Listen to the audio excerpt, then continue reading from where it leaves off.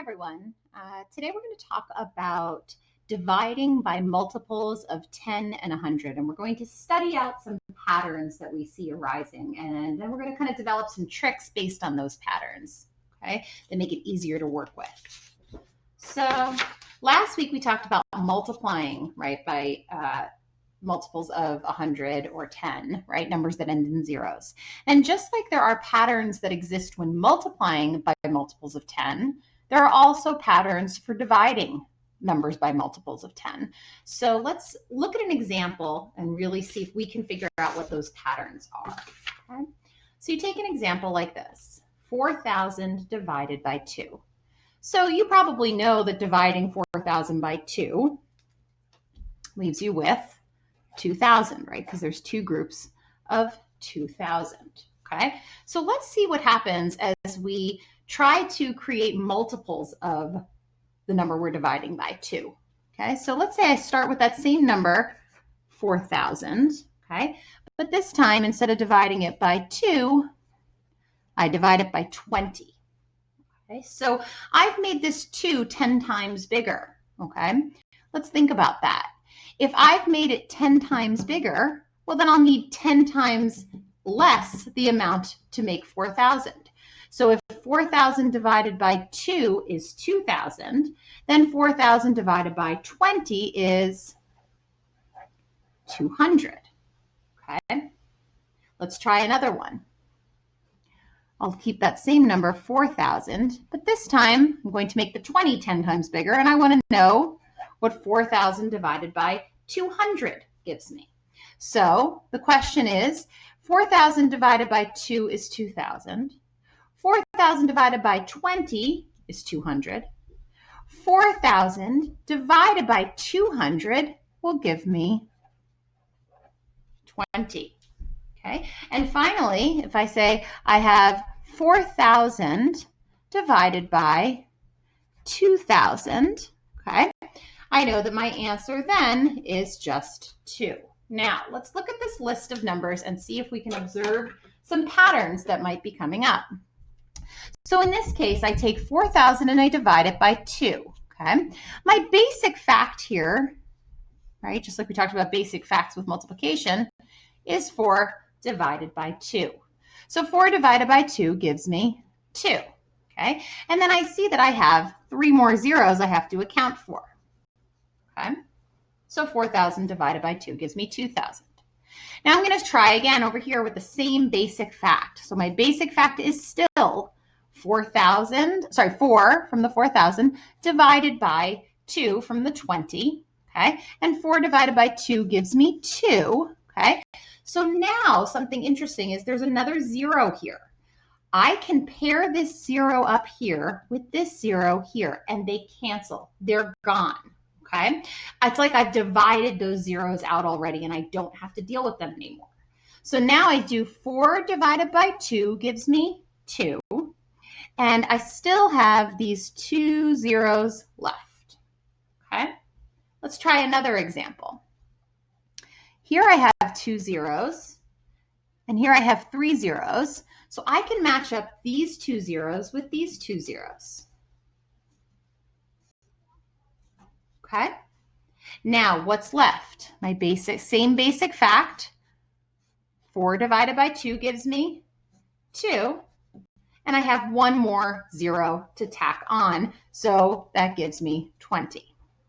And here I can see I have 1, 2, 3 zeros, 1, 2, 3 zeros. All my zeros can cancel out here. And then 4 divided by 2 gives me 2. Okay, so we can use what we see about those patterns, okay, to practice these types of problems. Let's try some more, okay? So I'm going to start here. We have 8,000 divided by 20, okay? Let me start by pairing up the zeros that I can cancel out, okay? So I'm going to divide out and cancel out these 2 zeros, so they're gone, okay? Now, my basic fact here is 8 divided by 2. 8 divided by 2 gives me 4, okay? And we tack on these 2 zeros that are left. So I get 400. Okay, I don't do anything with these zeros because they've already been divided out. They're already done. Okay, next one. I see I can do 16,000 divided by 40. This zero can cancel out with one of these zeros. Now I see that I have my basic fact, 16 divided by 4, and that gives me 4. And I tack on the 2 zeros that are left. Okay, let's take this next one. 28,000 divided by 700. So I pair up this zero and this zero and this zero.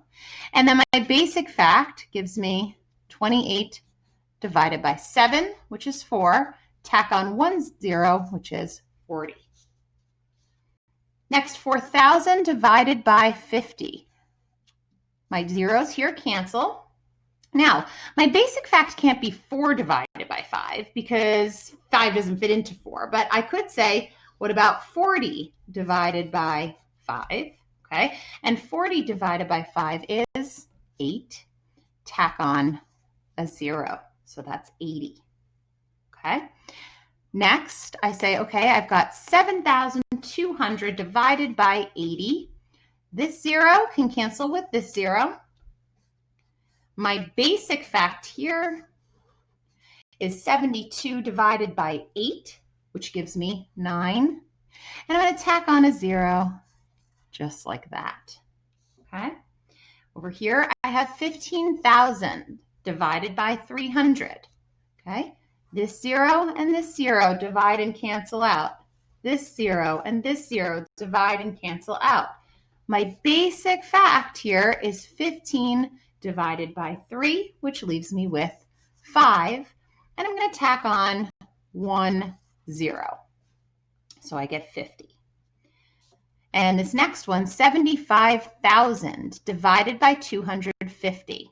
So this 0 and this 0 divide out. Okay.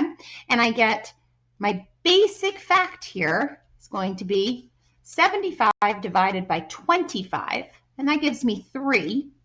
And I see that I still have 2 zeros here that I have to include in my answer. So that gives me 300. Okay.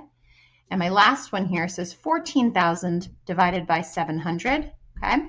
This 0 cancels with this one. This 0 cancels with this one.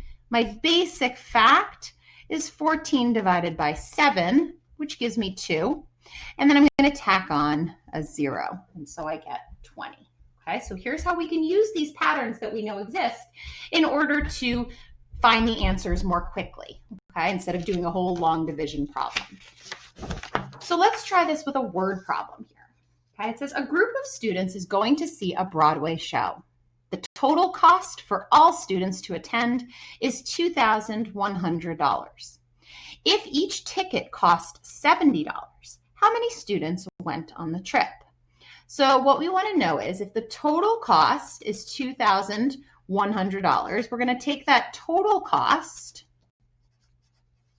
okay, divide it by the cost of each ticket, or the cost per ticket, and that's going to tell me the number of students. Okay, so let's try that. So I know that the total cost of the trip was $2,100, and I know that each ticket cost $70. Okay, I'm going to use what I know now about these patterns. Okay, I know that I can cancel out these 2 zeros that match up right here. My basic fact is 21 divided by 7, which gives me 3, and I tack on my 0, and so I get 30. So 30 students went on the trip. Okay. Today, when you are working on your assignment, okay, you're going to be dividing by multiples of 10. Okay, so think about this process, right, that we use these observation of these patterns in order to do this. You do not need to write out long division problems to do so. Okay, so good luck with your work and have a wonderful day.